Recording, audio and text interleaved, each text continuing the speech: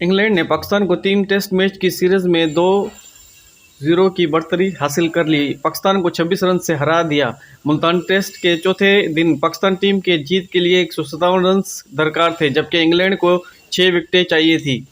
Match के जीतने के लिए पाकिस्तान को फेवरेट करार दिया जा रहा था, ताहम सऊद शकील को गलत आउट देने पर मैच का पासा पलट गया।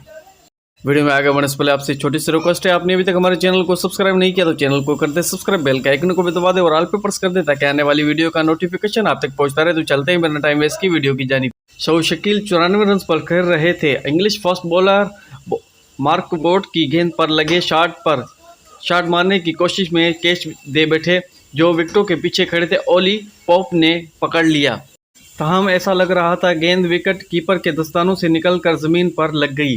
अंपायर अलीमडार ने थोड़ा सा सोचा और अंपायर जॉन विलियमसन की तरफ फैसला भेज दिया, ताहम खुद सॉफ्ट सिंगल आउट दिया।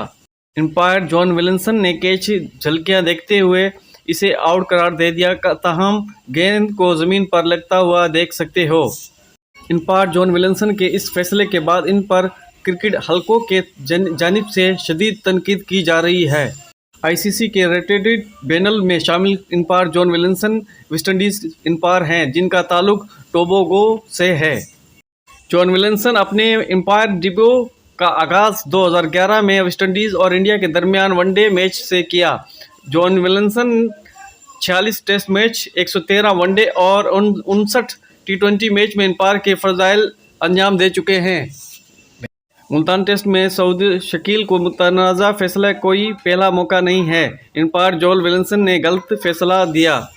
जॉन विलियमसन ने इस बार 2009 में भी इस तरह ही किया। उसने 8 गलत आउट दिए थे और इसी तरह इस पर तनकीद की गई थी। ताज़ा अपडेट है। आज की वीडियो अच्छी लगी लाइक करें, चैनल को जरूर सब्सक्राइब कर दें। मिलते हैं अगले वीडियो में। अपना ख्याल रखिएगा। Bye bye.